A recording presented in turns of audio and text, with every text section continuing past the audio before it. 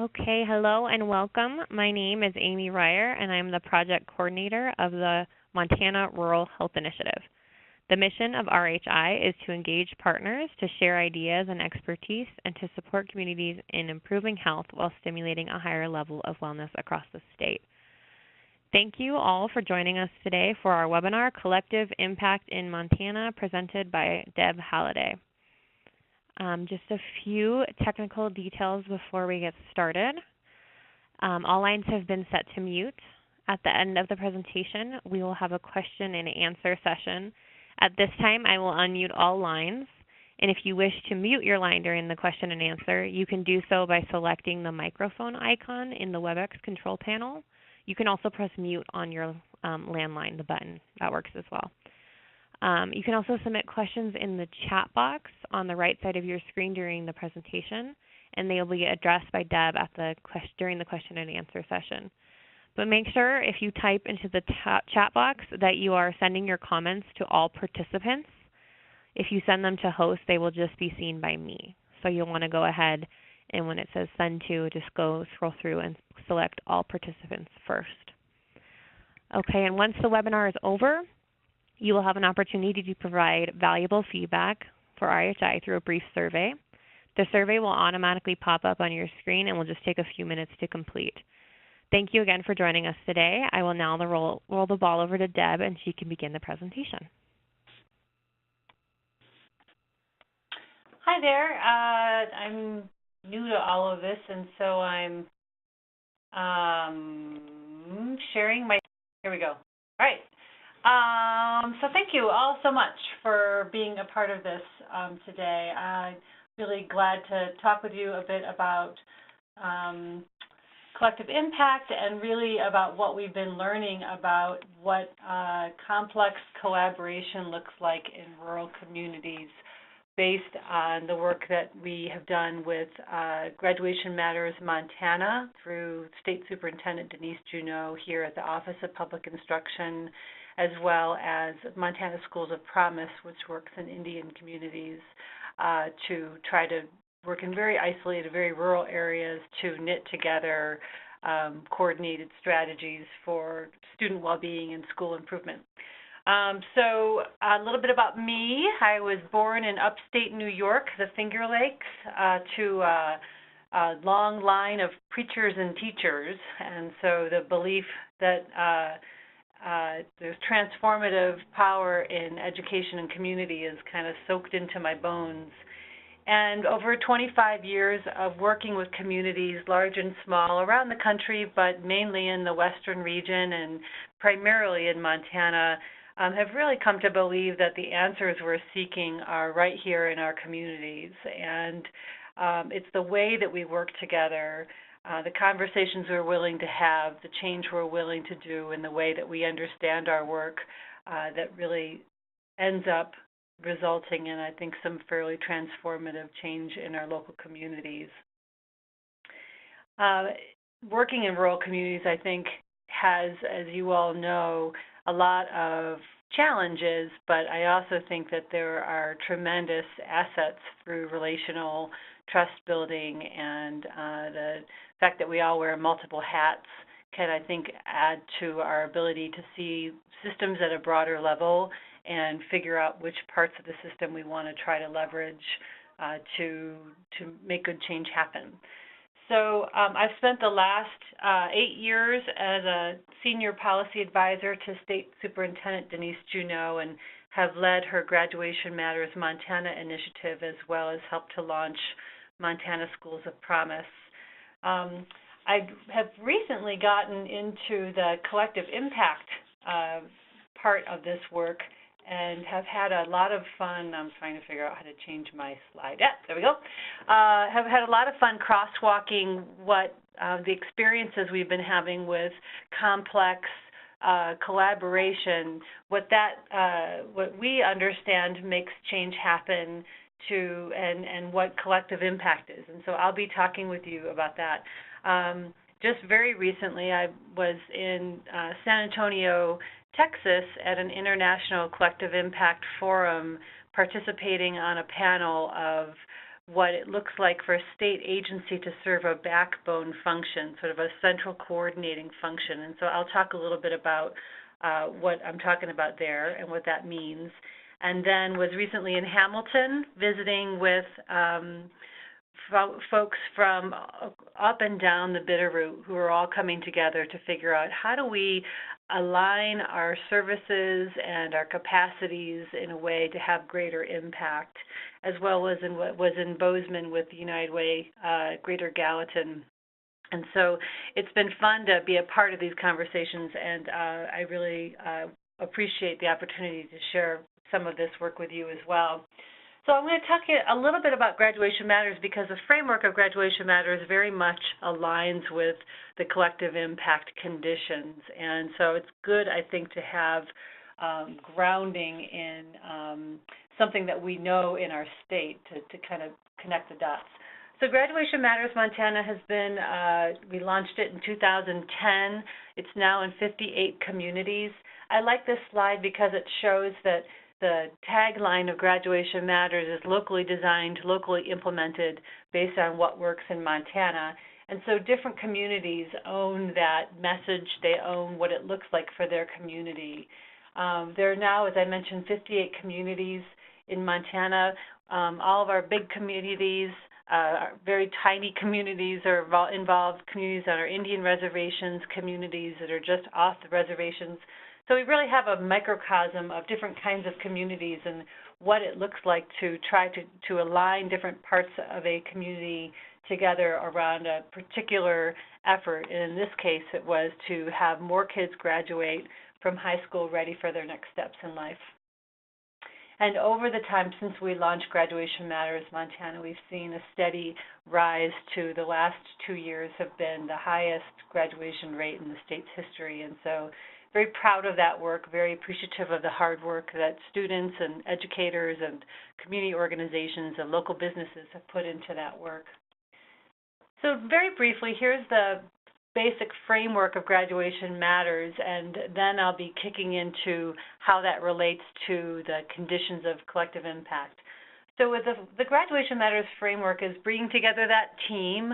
It's a very central part of the strategy is, I don't know if you guys have heard the term, nothing about us without us, but basically making sure that those who are most directly stand a chance to win or lose in the strategies that we are employing, in this case students, are at the center of the conversation. So students are helping us understand the problems, they're helping us understand what possible solutions are, and they're keeping us on track with kind of reality checks.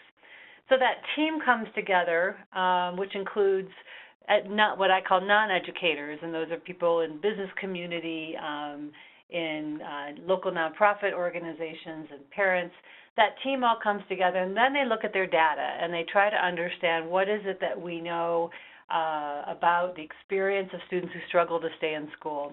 And so when I mentioned having students at the table, we really try to have students who have direct or one-step removed experience of struggling to stay in school so that they can be truth tellers about what's working and not working.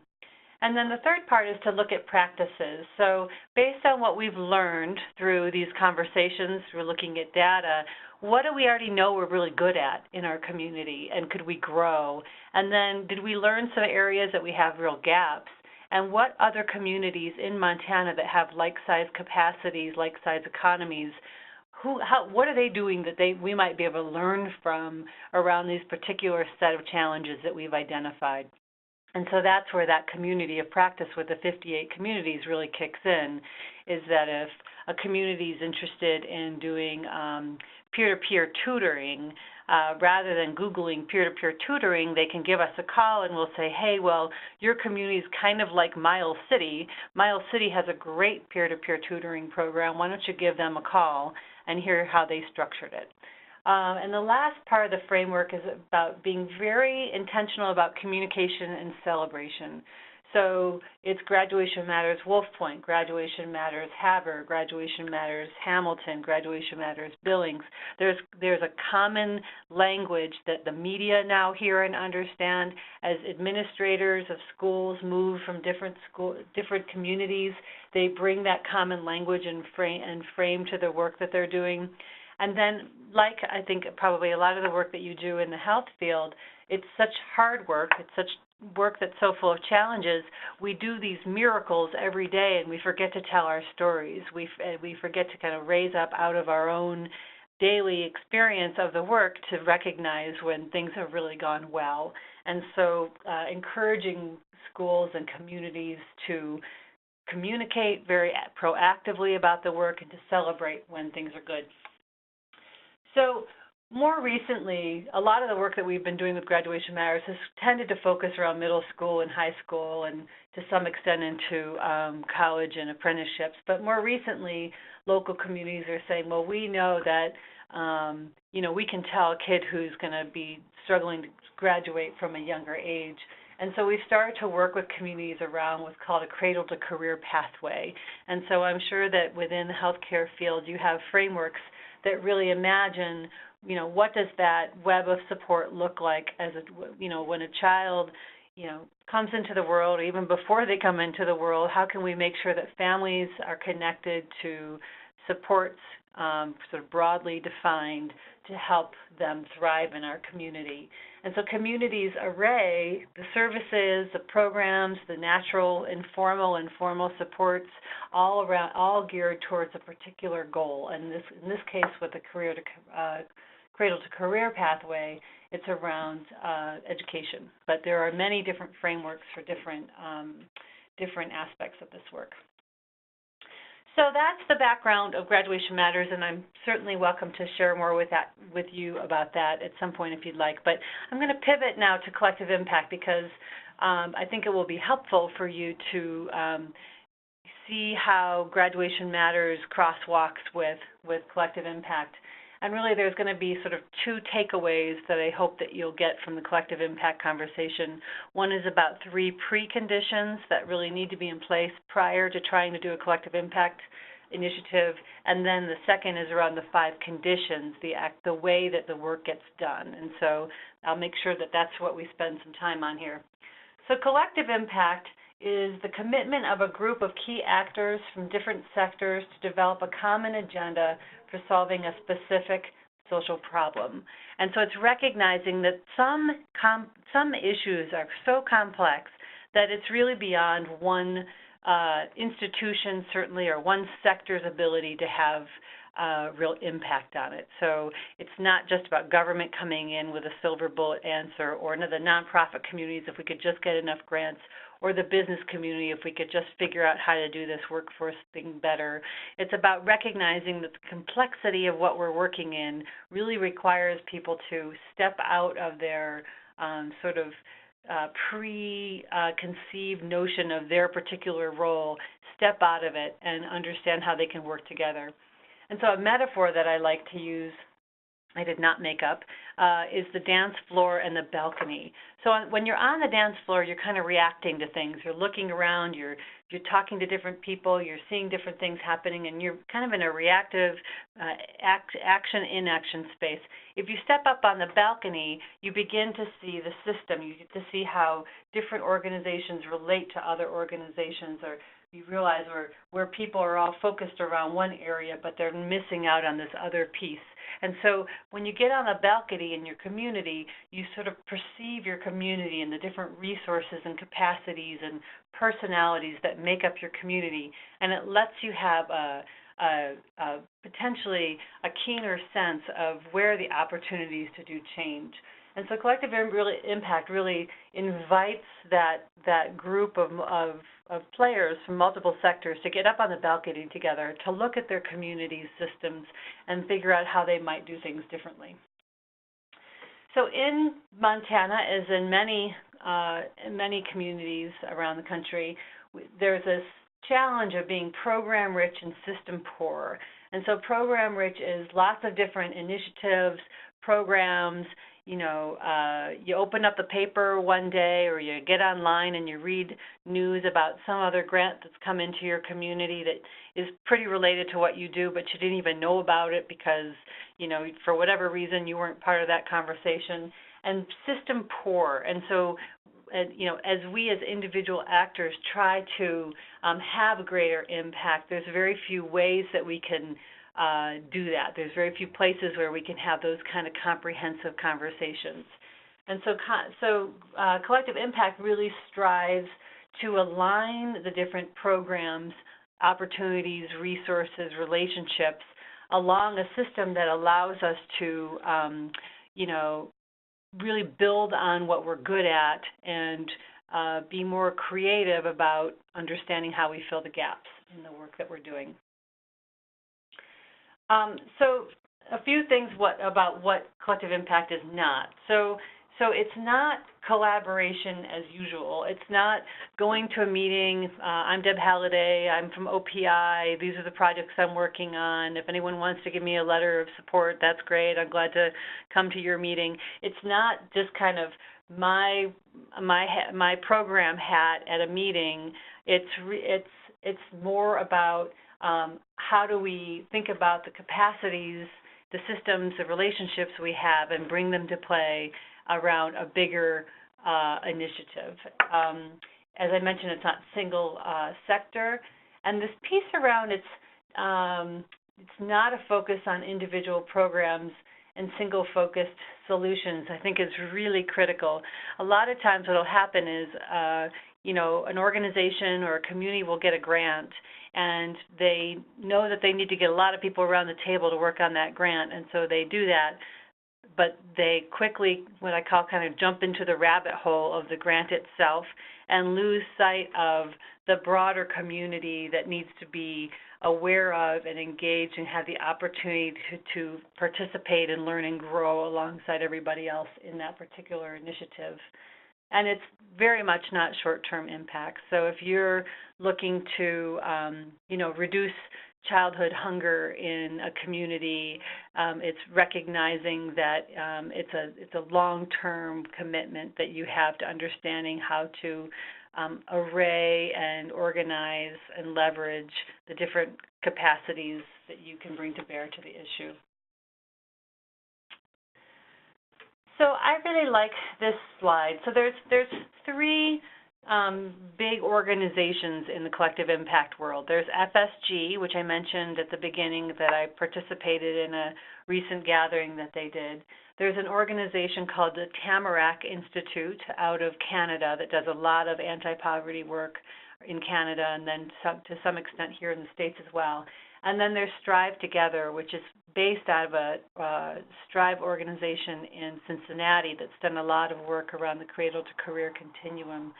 And we've had people from each of those organizations work with Graduation Matters over the last several years, and so we've been able to provide some good technical assistance to Graduation Matters initiatives through that. So what I like about this slide is a lot of times, as I said, we'll go to a meeting, we'll wish that things were different or moving faster or doing better, and we'll leave the meeting and think, well, that's never this big issue that we're trying to solve, making sure that more kids have access to high-quality learning. That's not going to be solved, and so we can kind of fault our inability to work together better for reasons why we're not moving the dial faster.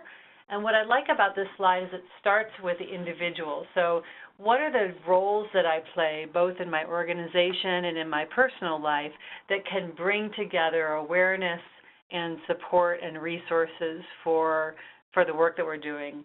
And then within my organization, what is it that we're doing within our organizations that build towards this broader goal or detract from it? And what within my circle of influence do I have the ability to help align the work to be more focused on this bigger issue? And then collectively we look at how our leadership table that we're supporting and we're participating in, how that group can be mobilizing this broader group. So if you don't recognize that we have abilities to see change in all three levels, sometimes we sort of miss the opportunity to really be thinking hard about what we can bring to the table. So I'm going to talk now about the 3 preconditions of collective impact and then the 5 conditions of collective impact. And then I have a couple activities to help you sort of explore these and see how they connect or don't connect to the work that you're doing. So there are 3 preconditions for collective impact. The first is around influential champions. And so an influential champion is a person who has a lot of regard in your community, whether it's from the business sector or an elected official, or a lot of times in our smaller communities, there are informal leaders. I love a phrase that I learned from Liz Weaver from the Tamarack Institute that, you know, you got to bring Mabel to the table. So who's Mabel in your community that has to be a part of this to say, yes, this is something that's complex enough, it's important enough that we all need to rearrange our priorities and make this an issue that we all work on. The second is around the urgency of the issue. And the urgency is, it makes sense to a lot of people in the community that this is something that should be dealt with or should be addressed. And so you can help to create urgency, like we did with Graduation Matters Montana, where we were able to show communities data of how many kids were dropping out of their school each year and what that meant for those kids' lives, as well as what it means for the local community. We also really benefited from State Superintendent Denise Juneau with Graduation Matters Montana as an influential leader who is willing to go visit with lots of communities and lots of people in communities to say this is really important. And then finally is adequate resources. And adequate resources is really both financial, but I think even more so in our rural communities, it's human resources. And so if you don't have an organization who can give you a half-time position to really do the hard shuttle diplomacy and coordination and communication work of this kind of an effort, it's just really hard to get it going. And so being real about the fact that this is a complex way to coordinate, and it has a lot of different moving parts in it, is, I think, a very critical point to pause before you try to take on a big initiative.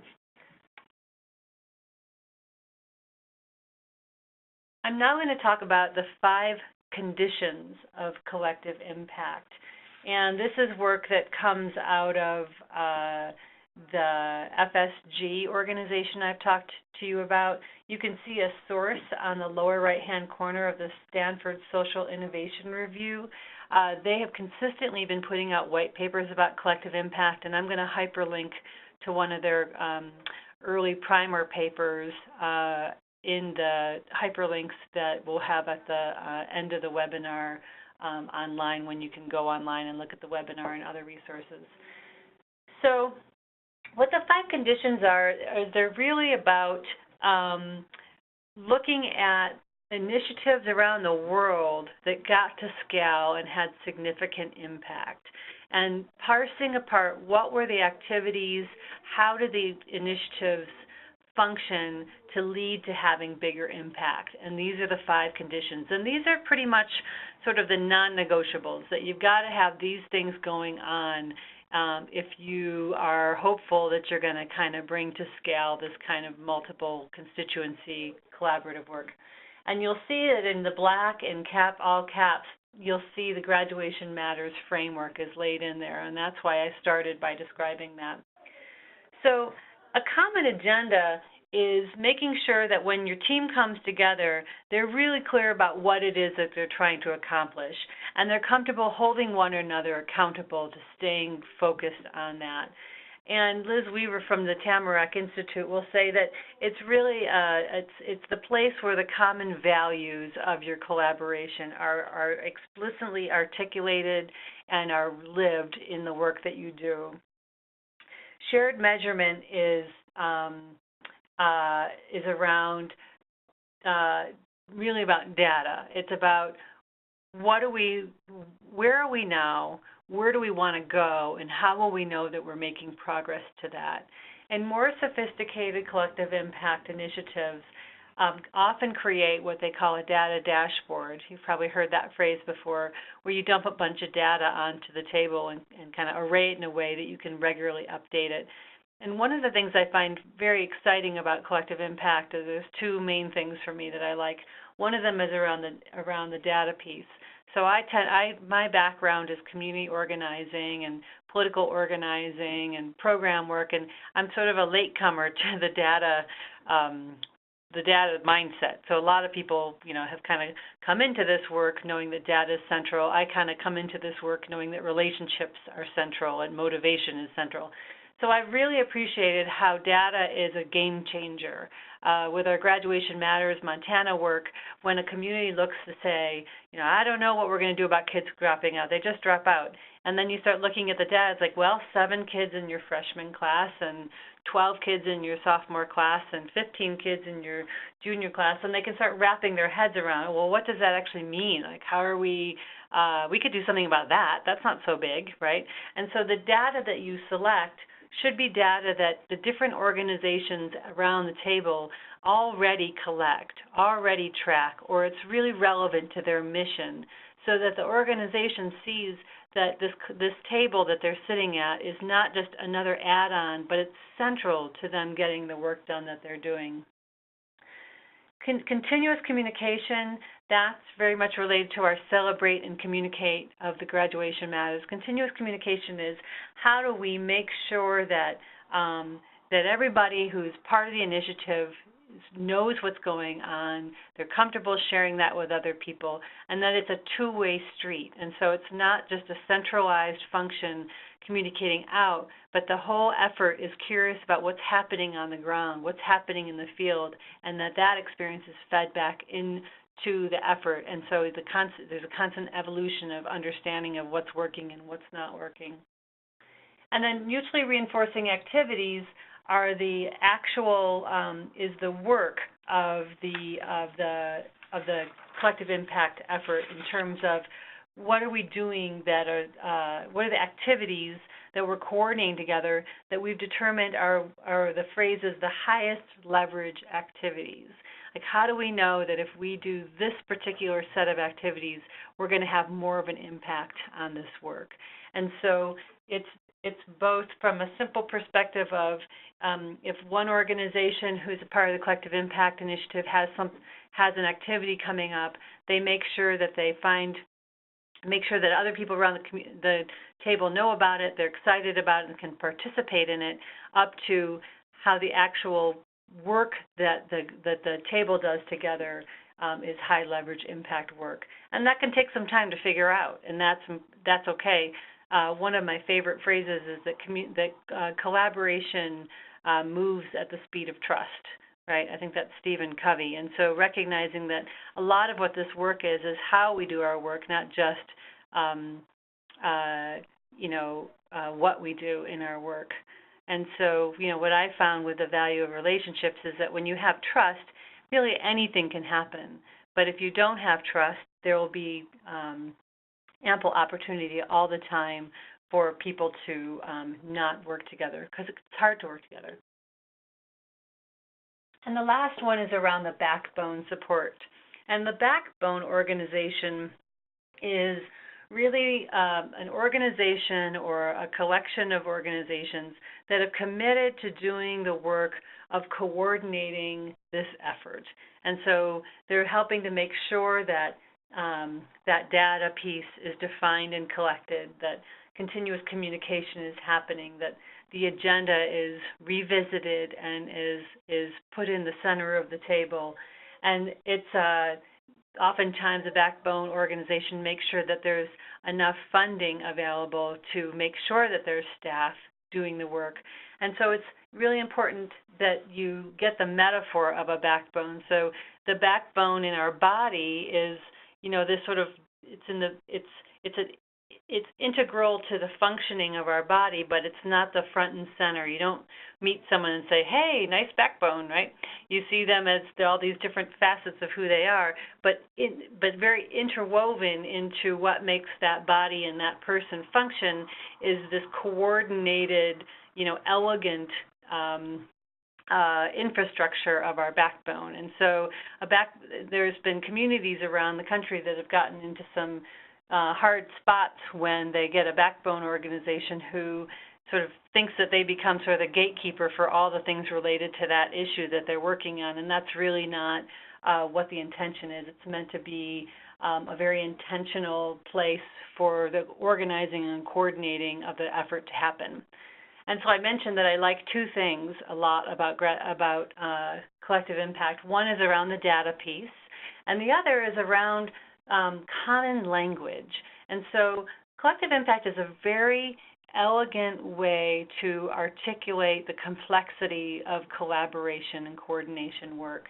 And so if you have a team who can spend some time looking at these 5 conditions and get a sense of where are they strong and where would they want to be stronger, then you've got some common language about what you're talking about. And so we're going to spend some time on a couple different slides where I'll ask you to spend a little time at your desk looking at the slide and reflecting on how it connects to your project, and hopefully we can unmute phones, and so if a couple people might have questions.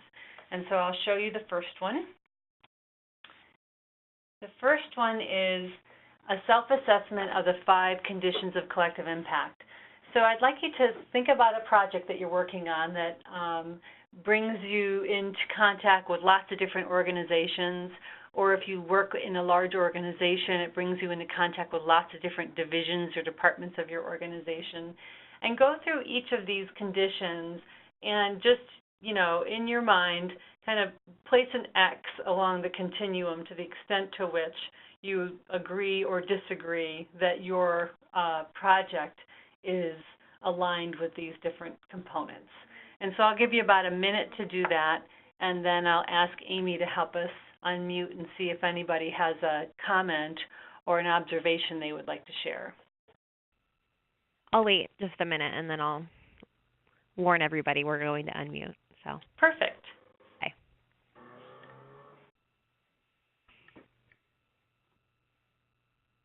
And just as a reminder for everybody, when I do unmute, you can mute your own line by using the mute button on your phone, or on the control panel, you can press that little microphone if you don't want to be unmuted. So. Up, you can see this is a very convoluted process with lots of data, but there are some common themes that come up. So for just so you know, we've had 100 participants so far and 24 conversations, and we're going to do more of them. We've recently started really asking partner organizations if they would be willing to participate in this process with their staff or clients, and many have agreed that that is something they want to do. I won't read. I don't know who is talking. Sounds like they're hosting a webinar as well, though. That was totally Trina. That's hilarious. I'm going to see her tonight. I'm going to give her a hard time about that. Oh, here, let me do that. I'm going to unmute everybody, and then I'll mute Trina, just so if you know who it was. So here, I'm going to do it again, and then we're all going to hear her again. She's probably going to be embarrassed. In these conversations, are there already? Yep, that was Trina. Okay. Everybody else is unmuted, so feel free to talk and kind of use this as a discussion portion.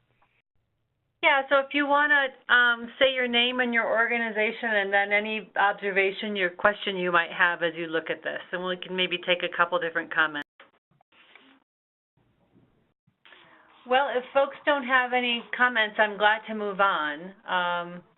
If you do end up having something you'd like to talk about regarding this, just feel free to give me a holler. We're going to try this again with a second slide, and so again, if you do end up wanting to comment on either slide in another couple minutes, that would be a great opportunity. Okay, then the next slide is the collaboration spectrum. And you'll see on here there's a purple triangle, and that's turf, wherein turf is, you know, if you have a lot of turf, you don't have a lot of trust, right? And then trust, the blue triangle is really about the way that you're able to try out new things and be imperfect and be ambitious without fear of personal or organizational negative repercussions, right? And so I'd like you to take a few minutes and look at this one and think about your project that you were just thinking about with the last one, and see if you can identify where your project is on this continuum, where you would like to be, and what you think keeps you from getting there. So we'll give you another couple minutes to look at this slide. So does anyone have any thoughts on this one? Any questions they might have or anything they'd be willing to share? Greatest webinar I've ever been on. All right, Deb, Deb, I have to tell you that I think that this slide is powerful. I think that it sums up a lot, and I think it's great. Thank you for putting something together like this. It really speaks volumes. Sure, and again, this is not my original work. This is, I believe it comes from the Tamarack Institute, but I find it to be very, very helpful as well. And part of what it helps you understand is, if you look, ideally, when you're looking to do some of the complex work of a collective impact initiative, you want to try to move into that red circle, right? And you want to sort of think about what's keeping us from being there and how might we figure that out. And that can go back into some of the precondition conversation around influential leaders, around a compelling reason to be doing this work, around adequate resources. So are those parts of the things that keeps that from moving forward, or is there other work? So thank you for that. I personally think that this would be a great, great collaboration to give to our board, and if they could follow it, that would really help.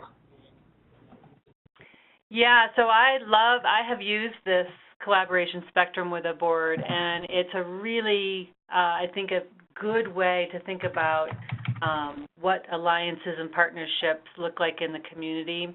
Again, going back to the power of common language, right? I think it's a nice, simple, elegant way to have those conversations. So I'm glad you see it that way as well. Well, when you have 9 different board members and everyone kind of feels that their idea is the best, this would be something that everybody should read and look at and then come together on, rather than individually come together as a group. So I think it's great, for at least what I need. That's awesome, and we will we'll do this hyperlink to the SSIR white paper on collective impact, and it's a pretty simple read. And so with some groups that I work with, we all read it, and then we have a discussion time together to see Excellent. where it's connecting and not connecting. Yeah, excellent idea. Great. So I might shift to the last couple slides, and then if people have questions about the whole presentation, I want to make sure we have time for that. So you'll appreciate this next slide. If I can get to it. I think this is what we all see in our daily lives. And I would say that the reality is, what makes us strong and flexible and resilient and have some unexpected turns. One of my favorite phrases or quotes in this work comes from Martin Luther King, and it's, "Faith is taking the first step in the staircase, not knowing where it leads," right? And so when you take on an ambitious, complex initiative, you really don't know where it's going to end up, but you have this sense that if you can create that big vision, and if you can use some very good tactical strategies, as well as focus on the importance of building trusting relationships, that will move you down the path in a more impactful way.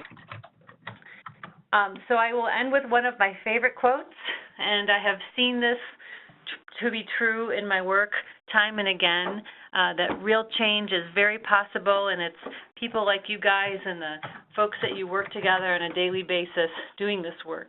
So I really appreciate your time, and we do have some time for some conversation. So if people have clarifying questions or other observations, I'd love to hear them.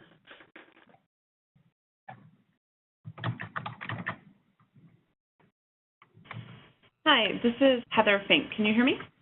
I can, Heather. Hi. Hi.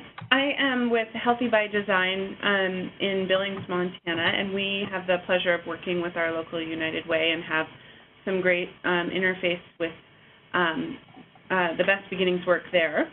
And we've been working on collective impact for kind of trying to be students of it, I would say, for about 2 years now, and have had some success and have really continued to examine where we are within those preconditions and conditions as we tackle various topics.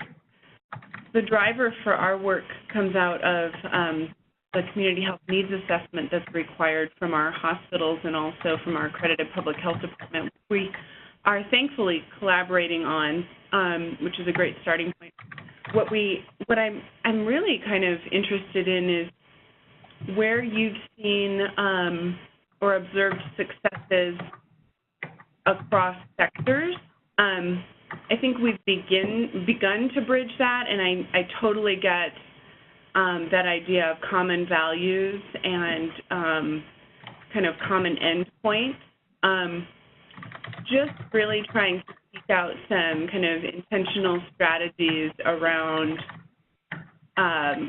getting that kind of visionary conversation across sectors happening. Sure. Great question.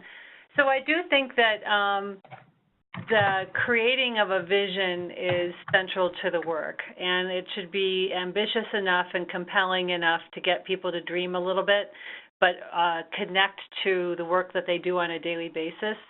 You know, there's that phrase, we're making great time, we just don't know where we're going. Well, we don't know where we're going, but we're making great time. And so I think that that vision piece is really critical, and a lot of collective impact initiatives around the country have started to figure out, sort of from a sustaining this over the long haul, how do you engage what players at what level of the work. And it tends to be, a lot of communities have settled on having the heads of organizations, or the leaders, the executive directors and the CEOs and those guys, coming together maybe a couple times a year initially to help set that vision, and then coming together a couple times a year to get updates and reinvigorate that vision. But then the monthly coordinating work tends to fall in a group of about 7 to 9 or 10 organizations that have some more of a program capacity, and that's really because ideally program directors would be closer to the ground of what's actually happening and getting that constant mutually reinforced or continuous communication happening. And so there are ways to structure the vision and the doing so that you're kind of constantly reinvigorating that. As far as cross-sector, I think that that Graduation Matters Montana has done some wonderful, had some wonderful impact around cross-sector collaboration, and I can think of Graduation Matters Livingston, which had, as I think a lot of communities do, it had some very wonderful nonprofit organizations whose mission it was to seek out and support struggling youth. And it had a juvenile justice system and a workforce readiness system that were very committed to helping struggling youth stay on track to graduate and to succeed in life. And then it had the school district that had its programs going on. And everyone was really busy in their different parts of the system. And it took the Graduation Matters umbrella and the framework to bring them all into a room and start sharing out what they were doing and where they were bumping into things that were making it harder for them to succeed in their work.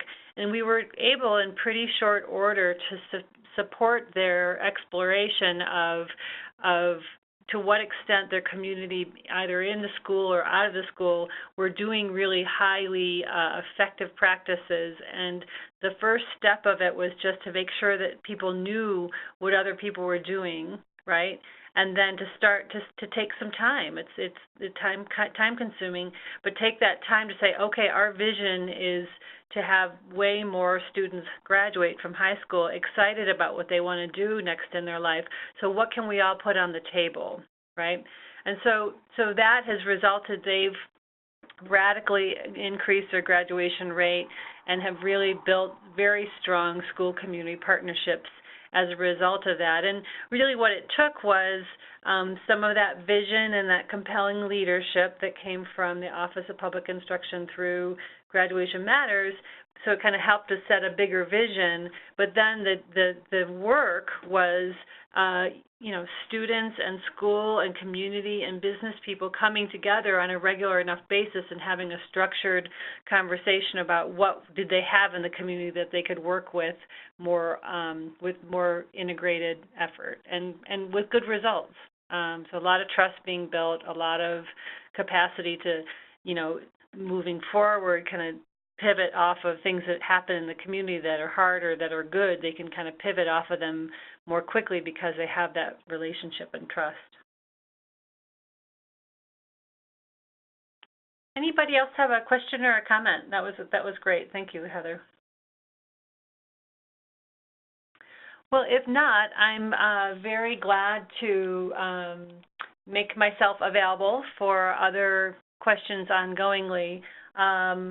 I have a blog that I do at debhalliday.com that really explores the different ways that I see this work happening in Montana, and so it'd be fun for you to check that out if you want, and feel free to give me a holler here at the Office of Public Instruction as well. And I really appreciate your time, and I appreciate, Amy, your support of me participating in this. It's been a lot of fun. Oh, no problem at all. Thank you for taking the time to present with us today. So I'll switch roles, and I will just show you guys the link. This presentation will be made available in a couple of days. So this is where it will be located. And then Deb had also mentioned sharing some of those really great, I'm sorry, I can't even think of the word. Those 2 slides that we were discussing, we were going to share those as well. So those will be found, I would say, early next week at this link right here to the side. Okay, well, I think that is everything. Thank you for joining, and please remember to take the survey at the end.